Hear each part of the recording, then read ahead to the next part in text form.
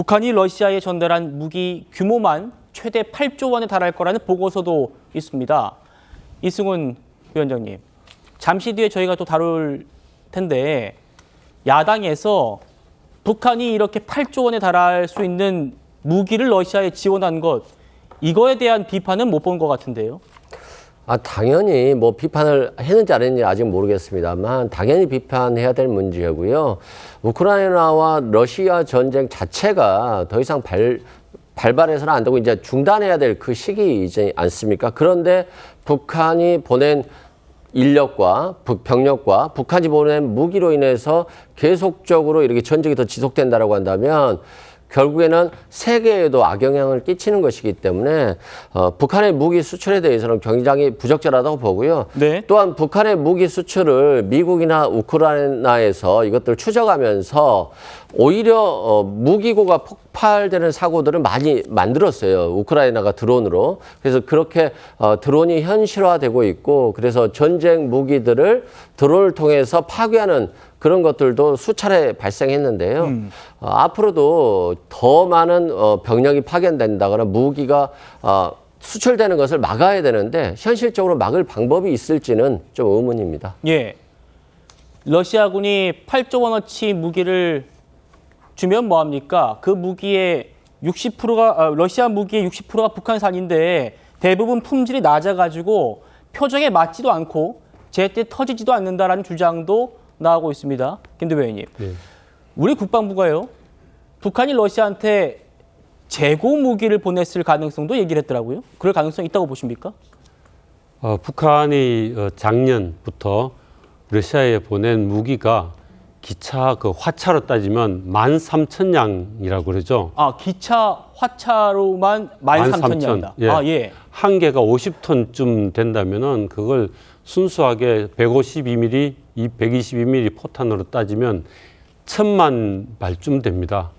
근데 그걸 뭐 좀 줄였다 하더라도 700~800만 발은 되겠죠. 그런 걸 지금 많이 보내줬고 대부분 지금 러시아 포탄은 북한산 포탄인 것 같습니다.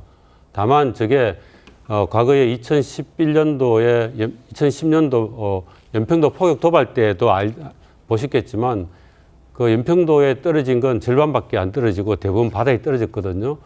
정확도가 매우 낮고 불발도 거의 절반쯤 된다고 합니다. 예, 참 바이든 미국 대통령이요 이렇게 말했습니다.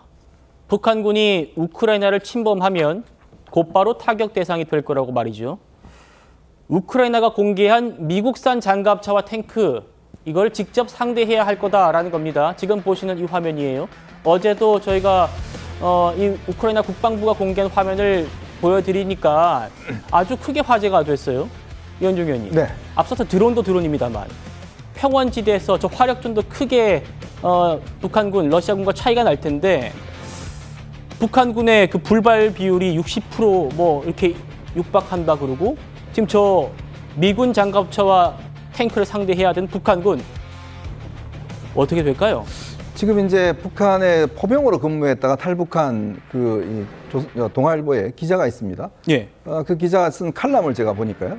본인이 포병으로 근무를 할 때 북한이 지금 이 포탄을 보관하는 데가 습기가 굉장히 많이 차는 곳이에요. 그러니까 이게 제대로 지금 보관을 못하니까. 예. 그러니까 습기에 이게 포탄이 굉장히 약하다 보니까 그게 지금 불발탄이 굉장히 많다고 그럽니다. 실제로 이제 북한이 지금 이 러시아에 공급한 포탄 같은 경우는 1960년대에 만들어졌던 그 포탄도 있다는 거죠. 그러니까 굉장히 오래됐고 습기에 노출된 이런 포탄들이 러시아로 넘어가면서 이게 불발탄이 많고 포신이 그냥 갈라지는 이런 현상도 벌어진다고 그래요. 그러니까 그런 것들이 지금 상당히 이제 문제가 되고 있는 상황인데, 근데 지금 이제 우크라이나 같은 경우는 서방에 일단 무기 지원을 많이 받지 않습니까? 특히 드론 지원을 많이 받고 있는데, 네. 최근에 우리 군 당국이 아파치 헬기를 한 4조 원 정도 도입하려고 그러다가 지금 최근에 우크라이나 전쟁을 보면서 이게 지금 헬기 갖고는 이거는 문제가 안 된다.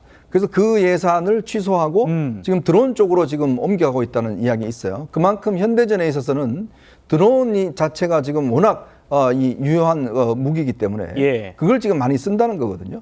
근데 아시겠지만 러시아 같은 경우는 그동안 보면 처음에 들어갈 때는 굉장히 자신들이 자신만만했다가 딱 들어가 보니까 무기나 이런 것들이 굉장히 노후화되고 실제 밑에 있는 뭐 병참에 어떤 지원이나 이런 게 굉장히 열악하다 보니까 지금 우크라이나에서 제대로 지금 활약을 못하고 있는 상황이거든요. 특히 미국이 지금 우크라이나에 첨단 무기들을 많이 지원하고 있지 않습니까?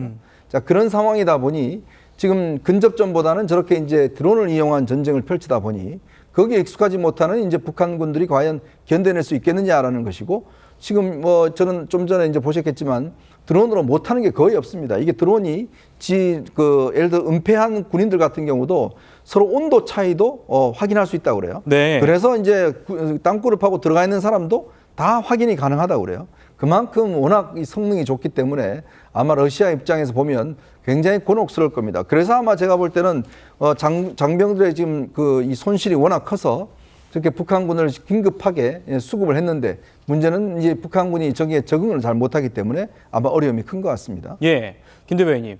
지금 북한군이 쿠르스크에 투입되면 어떤 무기들을 맞닥뜨릴지 이걸 저희가 지금 보여드리고 있어요. 군 정보 당국의 분석에 의거해서요. 방금 보셨던 쇳물 2200도짜리 쇳물을 퍼붓는 드래곤 드론, 그리고 방금 보셨던 미군의 장갑차와 탱크들을 그저 참호 하나에 의존해가지고 북한군 10,000명이 다 맞닥뜨려야 되는 겁니다. 예. 그 드래곤 드론이라는 것은 그 아주 오래전에 성벽에 오르는 병사들 적군에게 그 쇳물 붓고 뭐 뜨거운 물 붓고 기름물 붓고 하는 그런 그 이후에 저런 것은 아마 전사에 없는 아이디어로 우크라이나 군이 만든 것 같습니다. 예. 정말 저렇게 부어가지고 화공 작전을 하는데 지금 이제 드론과 미국이 보내준 그 전차 M1 에이브람스 전차 그리고 브래들리 장갑차 그리고 유럽에서도 나토에서도 계속 이제 장비들이 들어오고 있거든요. 그런 장비들과 결합을 해가지고 작전을 펼칠 경우에는 훨씬 더 그 전투 효과가 높아질 겁니다.